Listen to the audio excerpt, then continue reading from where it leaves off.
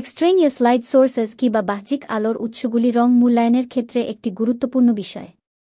যখন রঙের সঠিক মূল্যায়ন করতে হয়, তখন পরিবেশে থাকা অতিরিক্ত বা বাহ্যিক আলো সঠিক ফলাফল প্রাপ্তিতে বাধা সৃষ্টি করতে পারে। এজন্য বাহ্যিক আলো নিয়ন্ত্রণ করা এবং আলোর উৎস সঠিকভাবে নির্বাচন করা অত্যন্ত জরুরি। এটি নিশ্চিত করতে বিশেষজ্ঞরা পরামর্শ দেন যে রং পরীক্ষা বা মূল্যায়নের আগে অন্যান্য সকল আলো নিভিয়ে শুধুমাত্র পরীক্ষার জন্য নির্ধারিত আলোর বাক্সটি ভিউইং বক্স চালু রাখা উচিত।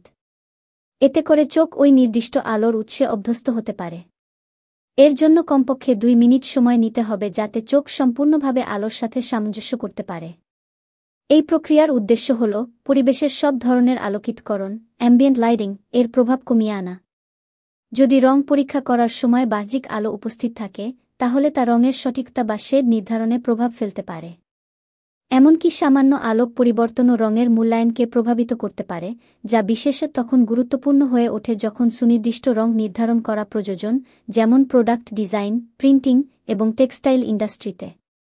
আলো নিয়ন্ত্রণের এই প্রক্রিয়াটি বিভিন্ন ক্ষেত্রেই গুরুত্বপূর্ণ, বিশেষত যখন দুটি আলোর উৎসের মধ্যে রঙের পার্থক্য পরীক্ষা করা হয় বা রঙের স্থায়িত্ব নির্ধারণ করা হয়। রং মূল্যায়নের ক্ষেত্রে সঠিক আলোর পরিবেশ তৈরি করা মানে হল রঙের সঠিকতা নিশ্চিত করা, যা পণ্যের মান ও গ্রাহকের সন্তুষ্টি বজায় রাখতে সাহায্য করে।